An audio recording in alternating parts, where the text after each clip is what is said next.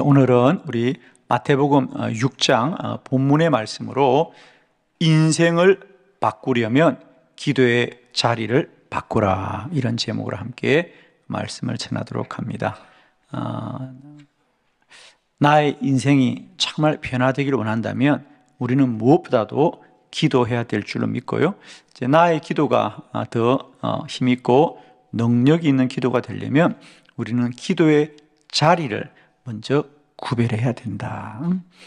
오늘 마태복음 6장 6절로 8절에 보니까 예수님께서 너희는 기도하되 사람들이 많이 있는 거리에서 기도하지 말고 오직 골방에 들어가서 하나님 앞에 기도하여라 그랬어요. 자, 거리에서 기도하는 사람도 기도하고 골방에서 기도하는 사람도 기도하는데, 주님은 너희는 반드시 사람들이 많이 다니는 분주한 거리에서 기도하지 말고 골방에 들어가 기도하여라 그랬어요. 사람들은 흔히 하나님은 어디나 계십니다, 그래서 내가 어디서나 기도할 수 있습니다 라고 말합니다. 그렇습니다. 하나님은 어디나 계시고요, 또 우리는 어디선지 기도할 수 있습니다. 그런데 중요한 것은 말입니다, 과연 우리가 어디서나 기도하는 것이 가능한가라고 하는 거죠. 그죠? 왜냐하면 우리가 분주한 거리에서는 사람들이 오고 가고 사람들의 소리가 들리고 또 사람들을 만나기 때문에 기도를 하더라도 집중된 기도를 하기가 어렵다는 거죠. 그렇습니다. 학생들이 공부에 집중하려면 독서실을 가거나 구별된 장소에서 오직 공부에만 집중하듯이 기도도 마찬가지죠. 그래서 우리가 내가 정말 능력 있는 기도자가 된다면, 또 되기를 원한다면 지금 나에게 필요한 건 뭘까? 우리는 대부분 내가 좀 더 열심히, 또 내가 마음을 단단히 먹어야 되겠다는 결심의 수준에 머물고 맙니다. 그러나 정말 중요한 것은 우리가 능력 있는 기도자가 되기를 원한다면 저는 이 시간 가장 먼저 우리가 이제 기도만을 위한 나의 기도의 골방, 기도의 자리를 정할 수 있게 되기를 바랍니다.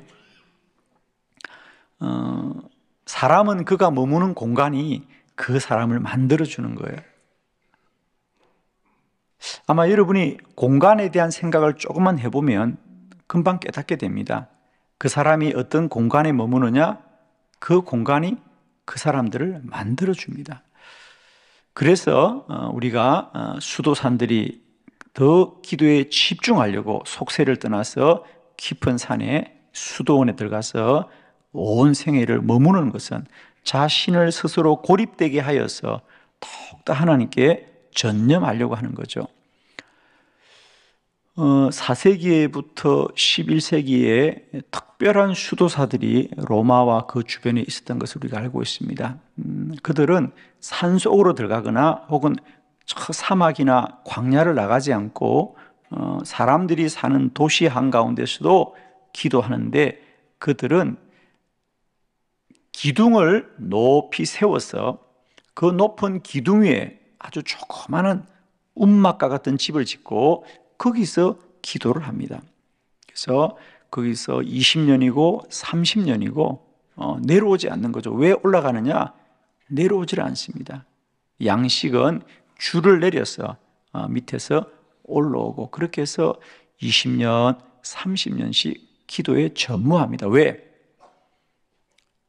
세상 속에 있을 때 사람들과 관계를 맺고 또 세상의 분주함에 자기를 빼앗길 수 있는 거죠.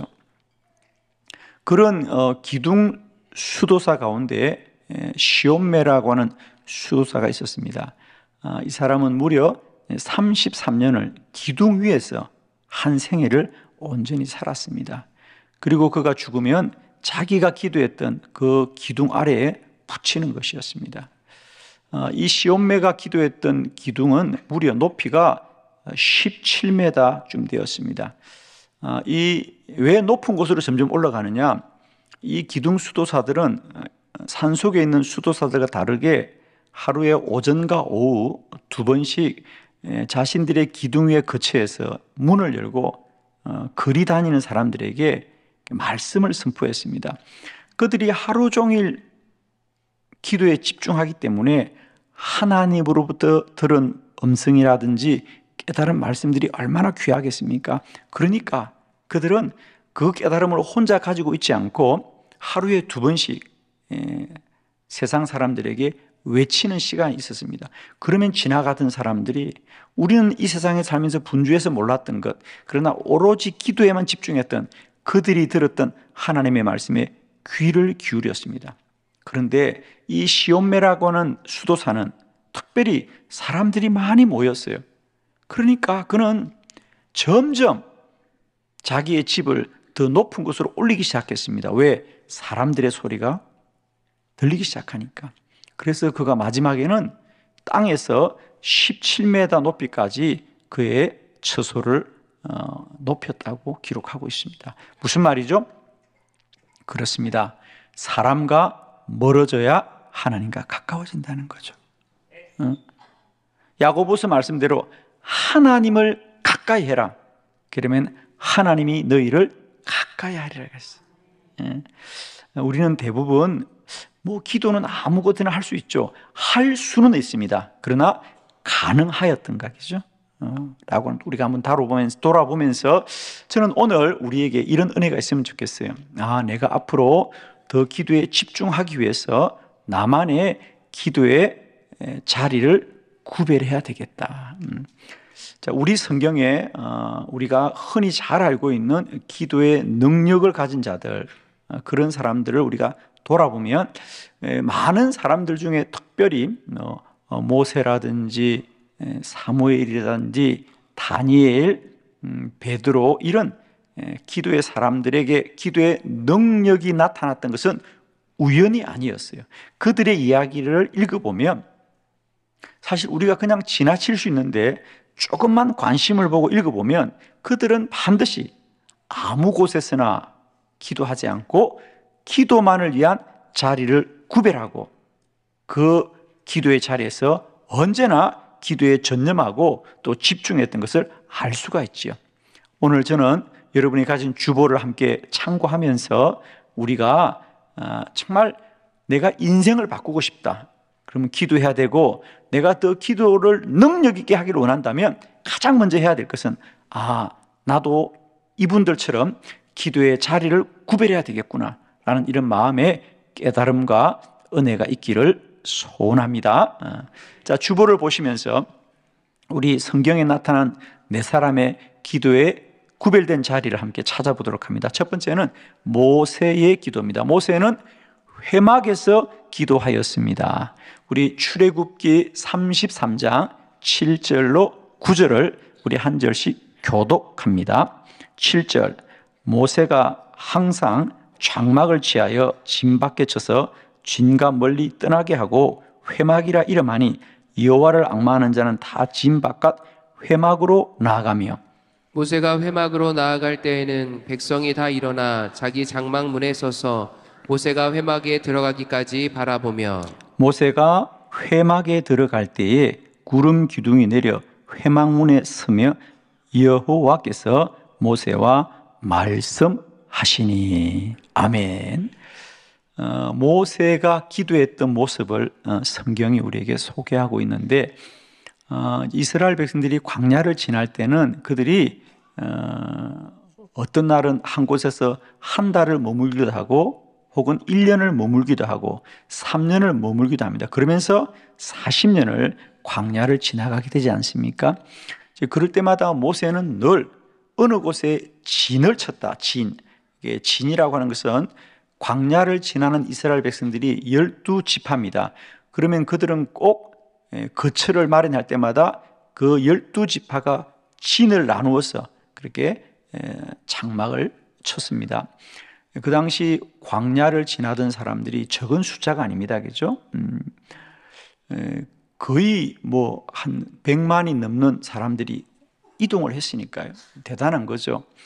그런데 특이한 것은 그 진에다가 장막을 쳤다. 그죠?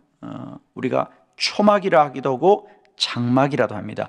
오늘로 말하면 그냥 임시 거처, 천막 전도 되겠죠. 그래서 그들은 정상적인 집을 지을 수가 없어요. 늘 이동해야 되기 때문에. 그런데 그래서 그 장막을 치면 오늘 특이한 말이 나오죠. 모세는 언제나 그 진에서 떨어져 있는, 즉 사람들이 장막을 치고 머무르는 그 진에서 떨어진 곳에 뭘 쳤더라? 회막을 쳤다 그랬어요. 회막. 자, 우리 성경에 보면 우리가 장막도 나오고 성막도 나옵니다. 그런데 회막은 무엇일까? 성경에 회막은 그렇게 오래 등장하지 않습니다. 자, 여러분 잘 아시는 대로 성막은 출애굽기 36장부터 등장하거든요. 그러니까 우리가 잘 아는 대로 성막은 그야말로 하나님께 제사를 드리는 구별된 성전의 시초이죠. 그죠? 그러면 회막은 뭐냐? 장막은 사람들이 생활하는 곳입니다. 성막은 하나님께 제사를 드리는 곳입니다. 그럼 회막은 뭘까? 회막은 성막이 만들어지기 전에, 즉 성막은 하나님이 명령한 거든. 모세야, 너는 나를 예배하고 내게 제사달 집을 이렇게 지으라고 자세하게 성막에 대한 내용을 하나님이 말씀해서 지었는데, 회막은 모세가 스스로 하나님 앞에 기도하기 위하여 모세가 구베라에 세운 집이 회막입니다. 성막은 하나님을 제사하는 거룩한 처소란 뜻이고요, 회막은 하나님을 만난다. 그래서 우리가 회담한다, 회집한다, 그럴 때 이런 말을 쓰지 않습니까? 그래서 회막이라는 것은 하나님을 만나는 집이다. 그래서 모세는 늘 가는 곳마다 우리가 함께 생활할 장막도 지었지만 반드시 그 장막 진에서 떨어진 곳에 회막을 지어서 기도할 때마다 회막에 가서 기도했더라. 여러분, 기도는 아무 곳에나 할 수 있는 것이 아닙니다. 구별된 자리가 있어야 기도에 집중하게 될 줄로 믿습니다. 그래서 첫 번째, 모세는 그 40년 광야를 지나면서 여러 가지 어렵고 문제가 있을 때마다 언제나 장막을 떠나 회막으로 가 기도하였더라. 그랬어요. 저는 여러분의 삶에 모세가 기도할 때마다 회막에 가서 기도했듯이 저와 여러분에게도 기도할 때마다 구별된 나의 회막이 있기를 축복해요, 여러분. 그래서 기도는 우리가 그냥 아무 곳에나 한다고 되는 게 아니잖아요. 예를 들면 어떤 분들은 그럽니다. 꼭 교회 가서 기도해야 되겠냐? 저는 교회 가서 기도하는 것이 훨씬 유익하다고 봅니다. 왜? 내가 집에서나 일터에서는 기도를 하고 싶지만은 기도에 전념하거나 집중하기가 쉽지 않죠. 손님이 찾아오기도 하고 또 일상의 여러 소리들이 우리들의 기도를 집중하기 어렵게 하잖아요. 그죠? 그러나 교회에서 기도를 하면 기도에 더 집중할 수 있는 그런 은혜가 분명히 있습니다. 그러므로 저는 우리가 나의 인생을 바꾸고 싶으면 그저 내가 오늘도 그냥 다짐하고 결심하고 각오를 새롭게 하는 것에 머물지 마시고요, 지금부터라도 내가 기도할 자리를 구분하여서 그곳에서 더욱더 기도에 집중하는 복된 은혜가 있기를 축복합니다. 두 번째, 사무엘의 기도입니다. 사무엘은 라마 나요스에서 기도하였습니다. 사무엘상 19장 18절로 20절을 교독합니다. 18절, 다윗이 도피하여 라마로 가서 사무엘에게로 나아가서 사울이 자기에게 행한 일을 다 전하고 다윗과 사무엘이 나요스로 가서 살았더라. 어떤 사람이 사울에게 전하여 이르되 다윗이 라마 나요스에 있더이다 하매 사울이 다윗을 잡으려 전령들을 보냈더니 그들이 선지자 무리가 예언하는 것과 사무엘이 그들의 수령으로 선 것을 볼 때에 하나님의 영이 사울의 전령들에게 임하매 그들도 예언을 한지라. 아멘. 두 번째, 우리는 성경의 위대한 기도자, 그러면 이제 사무엘을 꼭 꼽습니다. 사무엘의 기도가 능력 있는 기도였던 것은 역시 마찬가지입니다.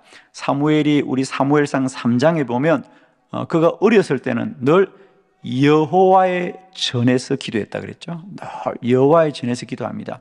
그리고 이제 그가 선지자의 직분을 다 마치고 이제 그가 떠나니까 그는 다시 라마로 갔습니다. 라마는 지명입니다. 그래서 사무엘의 고향 땅이 라마입니다. 그런데 성경에 보니까 라마의 나요스로 갔더라 그러잖아요. 그죠? 그러니까 라마 나요스는 지명이 아니에요. 라마만 지명이고 나요스는 우리말로 하면 어떤 거처, 근데 일반적인 개인의 어떤 집의 개념이 아니고 어떤 거처라든지 어떤 공동체 이런 뜻이 나요십니다. 그래서 성경학자들은 사무엘이 이제 은퇴한 이후에 그의 고향에 돌아가서 이 나요스를 세워서 아마 거기서 선지자 후계자들을 아마 양성하는 그런 일을 했을 것이다. 그래서 어떤 공개적인 어떤 공간을 말하는 겁니다. 그래서 오늘 성경에도 보니까 다윗이 사울에게 쫓기자 그 라마에 있는 나요스로 갔다. 그죠? 나요스로 갔다라고 말하고 있습니다. 그렇습니다. 사무엘은 늘 이 나요스에 머물면서 많은 사람과 기도를 하였습니다. 그러자 다윗이 이 라마에 있다는 소식을 듣고 사울이 전령을, 즉 군사를 보냅니다. 그래서 다윗을 붙잡아 오느라 그랬어요. 그들은 다윗을 붙잡겠다는 왕의 명령을 받고 그 라마에 있는 나옅, 즉 사무엘과 그의 어떤 수제자들, 그를 따르는 사람들이 함께 기도하는 그곳에 갔을 때 놀랍게도 그 전령들에게도 성령이 임하더라. 그래서 우리가 계속해서 그 내용을 보면 사울이 첫 번째 전령도 가서 성령 받았고, 두 번째 전령도 가서 성령 받고, 세 번째도 성령 받으니까 사울이 직접 가자 사울도 성령 받고. 아멘. 자, 무슨 말이죠? 그렇습니다. 사무엘이 언제나 기도에 집중하고 기도를 쌓았던 그 나요새는 그 공간에 구별된 역사하는 힘이 있다. 아멘이죠. 잘 들으세요. 사울의 전령들은 왕의 명령을 듣고 다윗을 잡으려고 왔지만 그들이 그 구별된 공간에 그 라마의 나윗에 이르자 그 공간의 영이 그들을 성령 충만하게 하는 거예요. 아멘. 여러분, 모든 공간에는 그저 공기만 흐르는 것이 아니라 공간에 영이 있다. 아멘. 모든 영토에는 바람만 부는 것이 아닙니다. 그곳에는 눈에 보이지 않지만 그 공간을 지배하는 영이 있다. 아멘이죠. 저는 2014년 7월 달에 용문산 기도원에서 이제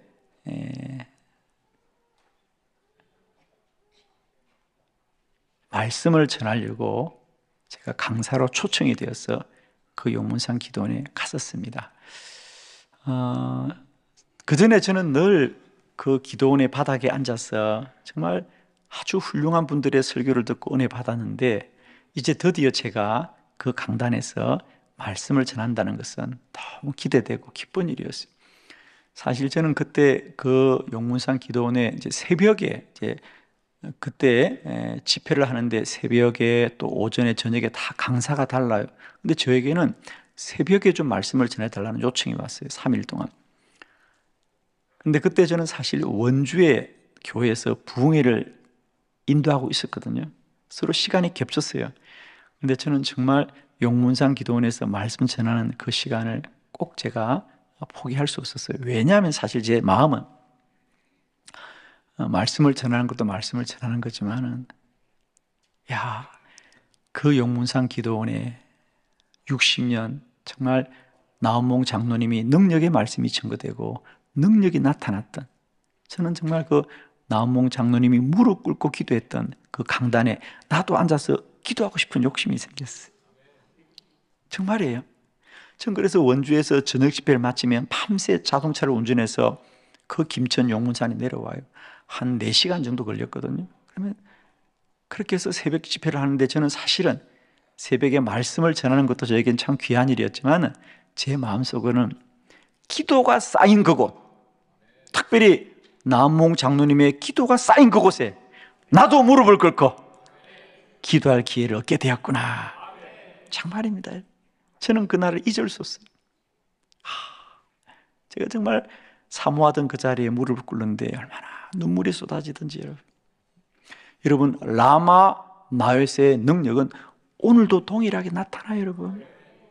여러분, 여러분의 기도의 자리가 꼭 구별됐으면 좀 좋겠어요.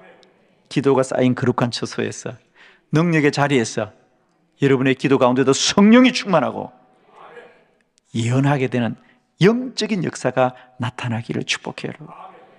저는 우리 한빛교회가 이 시대에 라마 나요시 되기를 소망합니다. 새벽 저녁으로 365일 기도의 불을 끄지 않는 이곳이 그저 우리의 수고와 노력으로 끝나는 것이 아니라 하늘의 신령한 역사가 임하여서 이곳에 누가 오더라도 성령 받고 누가 기도라도 능력 받는 거룩하고 구별된 자리가 될 줄로 믿습니다. 하나님, 이 시대에 우리 한빛재단이 이 세상 가운데 구별된 라마 나요시 되게 하옵시고, 우리의 쌓여진 기도와 눈물의 기도가 반드시 그런 능력의 역사로 나타나게 될 줄을 믿습니다. 여러분, 축복해요. 여러분의 기도 가운데 날마다 그 공간이 거룩하게 구별되고 기도의 권능과 능력들이 나타나게 되기를 축원합니다. 세 번째, 다니엘의 기도는 어떤지 한번 볼까요? 여러분, 다니엘도 한 생애를 기도로 살았던 사람이죠. 그는 다락방에서 기도하였습니다. 다니엘서 6장 10절이죠. 다 같이 합독합니다. 시작. 다니엘이 이 조서의 왕의 도장이 찍힌 것을 알고도 자기 집에 돌아가서는 윗방에 올라가 예루살렘으로 향한 창문을 열고 전에 하던 대로 하루 3번씩 무릎을 꿇고 기도하며 그의 하나님께 감사하였더라. 아멘. 그게 다니엘은 윗방에 올라가 기도했더라. 윗방. 그러니까 여기서 그냥 윗방이라고 하니까 그냥 위에 있는 방인가 보다 라는 정도로밖에 우리에게 이렇게 다가오지 않습니다. 그러나 사실 여기는 윗방이라기보다는 훨씬 더 분명한 개념이 있거든요. 자, 우리 먼저 표준 세번역으로 똑같은 이 본문을 읽어보면요, 분명해질 거예요. 한번 봉독합니다. 시작. 다니엘은 왕이 금령 문서에 도장을 찍힌 것을 알고도 자기의 집으로 돌아가서 다락방으로 올라갔다. 그 다락방은 예루살렘 쪽으로 창문이 나 있었다. 그는 늘 하듯이 하루에 3번씩 그의 하나님께 무릎을 꿇고 기도하며 감사를 드렸다. 아멘. 다니엘은 하루에 3번 기도의 시간을 정하여 두고 기도했고, 시간만 정하여 둔 것이 아니라 기도의 자리도 정해 두었더라.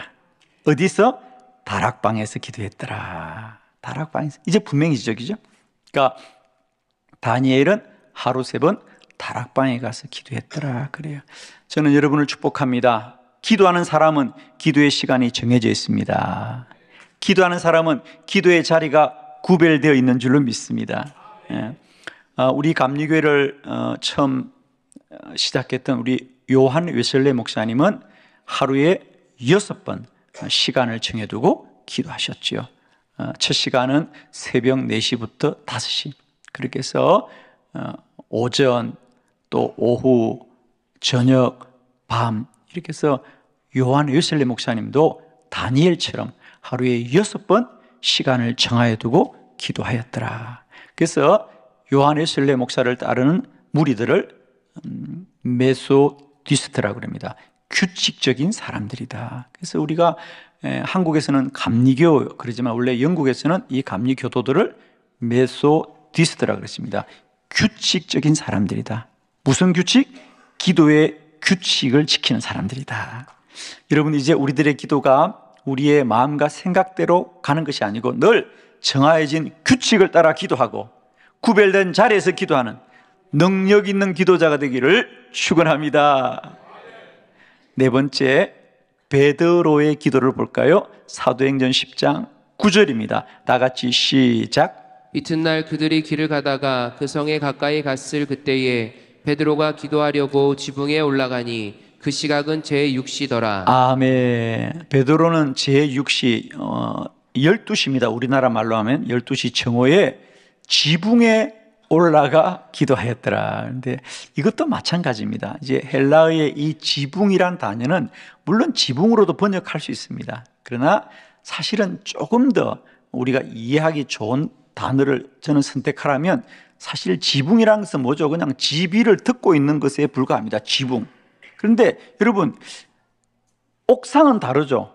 옥상은 사람이 올라갈 수 있는 공간이잖아요. 그죠? 네.